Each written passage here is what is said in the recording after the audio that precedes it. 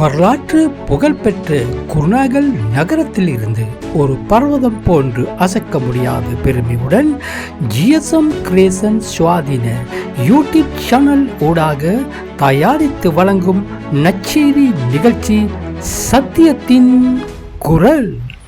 மத்தேயு எழுதின சுவிசேஷம் 22வது அதிகாரம்.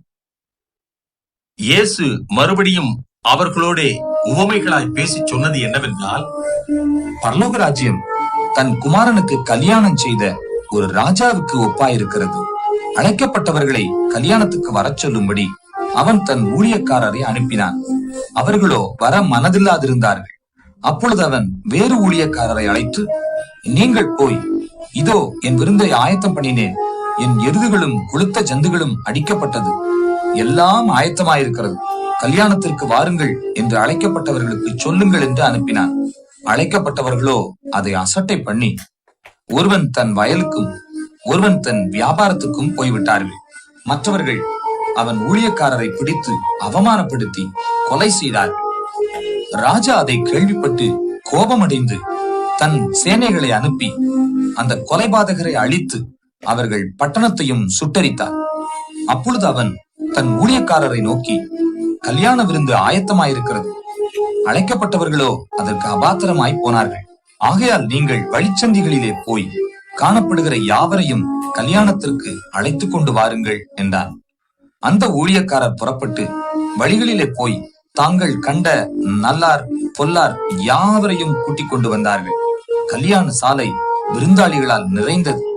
விருந்தாளிகளை பார்க்கும்படி ராஜா உள்ளே பிரவேசித்த போது கல்யாண வஸ்திரம் தரித்திராத ஒரு மனுஷனை அங்கே கண்டு, சிநேகிதனே, நீ கல்யாண வஸ்திரம் இல்லாதவனாய் இங்கே எப்படி வந்தாய் என்று கேட்டான். அதற்கு அவன் பேசாமல் இருந்தான். அப்பொழுது ராஜா பணிவிடைக்காரரை நோக்கி, இவனை கையும் காலும் கட்டி கொண்டு போய் அழுகையும் கற்கடிப்பும் உண்டாயிருக்கிற புறம்பான இருளிலே போடுங்கள் என்றார். அந்தபடியே அழைக்கப்பட்டவர்கள் அநேகர், தெரிந்து கொள்ளப்பட்டவர்களோ சிலர் என்றார். அப்பொழுது பரிசேயர் போய் பேச்சிலே அவரை அகப்படுத்தும்படி யோசனை பண்ணி தங்கள் சீஷரையும் ஏரோதியரையும் அவரிடத்தில் அனுப்பினார். அவர்கள் வந்து, போதகரே, நீர் சத்தியம் உள்ளவர் என்றும் தேவனுடைய மார்க்கத்தை சத்தியமாய் போதிக்கிறவர் என்றும் நீர் முகதாட்சணியம் இல்லாதவராகியால் எவனை குறித்தும் உமக்கு கவை இல்லை என்றும் அறிந்திருக்கிறோம். ஆதலால் உமக்கு எப்படி தோன்றுகிறது? இராயனுக்கு வரி கொடுக்கிறது நியாயமோ அல்லவோ? அதை எங்களுக்கு சொல்லும் என்று கேட்டார்கள். இயேசு அவர்கள் துர்க்குணத்தை அறிந்து, மாயக்காரரே, நீங்கள் என்னை ஏன் சோதிக்கிறீர்கள்? வரிக்காசை எனக்கு காண்பியுங்கள் என்றார். அவர்கள் ஒரு பணத்தை அவரிடத்தில் கொண்டு வந்தார்கள். அப்பொழுது அவர், இந்த சுரூபமும் மேலெழுத்தும் யாருடையது என்று கேட்டார். இராயனுடையது என்றார்கள். அதற்கு அவர், அப்படியானால் ராயனுடையதை ராயனுக்கும் தேவனுடையதை தேவனுக்கும் செலுத்துங்கள் என்றார். அவர்கள் அதை கேட்டு ஆச்சரியப்பட்டு அவரை விட்டு போய்விட்டார்கள்.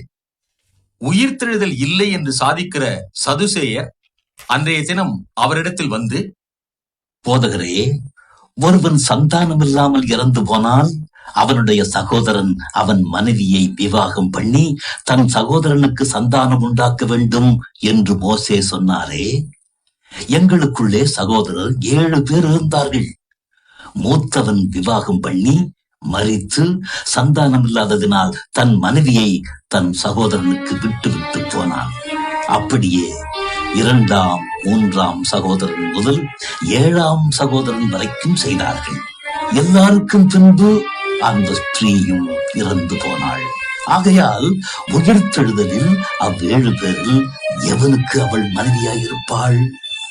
அவர்கள் எல்லாரும் அவளை விவாகம் பண்ணி இருந்தார்களே என்று கேட்டார்கள். இயேசு அவர்களுக்கு பிரதியுத்தரமாக, நீங்கள் வேதவாக்கியங்களையும் தேவனுடைய வல்லமையையும் அறியாமல் தப்பான எண்ணம் கொள்ளுகிறீர்கள். உயிர்த்தெழுதலில் கொள்வனையும் கொடுப்பனையும் இல்லை. அவர்கள் பரலோகத்திலே தேவ தூதரை போல் இருப்பார்கள். மேலும் மரித்தோர் உயிர்த்தெழுதலை பற்றி, நான் ஆபிரகாமின் தேவனும் ஈசாக்கின் தேவனும் யாக்கோபின் தேவனுமாய் இருக்கிறேன் என்று தேவனால் உங்களுக்கு உரைக்கப்பட்டிருக்கிறதை நீங்கள் வாசிக்கவில்லையா? தேவன் மரித்தோருக்கு தேவனாயிராமல் ஜீவனுள்ளோருக்கு தேவனாயிருக்கிறார் என்றார். ஜனங்கள் இதை கேட்டு அவருடைய போதகத்தை குறித்து ஆச்சரியப்பட்டார்கள். அவர் சதுசேயரை வாயடைத்தார் என்று பரிசேயர் கேள்விப்பட்டு அவரிடத்தில் கூடி வந்தார்கள். அவர்களில் நியாய சாஸ்திரி ஒருவன் அவரை சோதிக்கும்படி, போதகரே, நியாய பிரமாணத்திலே எந்த கற்பனை பிரதானமானது என்று கேட்டார். இயேசு அவனை நோக்கி, உன் தேவனாகிய கர்த்தரிடத்தில் உன் முழு இருதயத்தோடும் உன் முழு ஆத்துமாவோடும் உன் முழு மனதோடும் அன்பு கூறுவாயாக.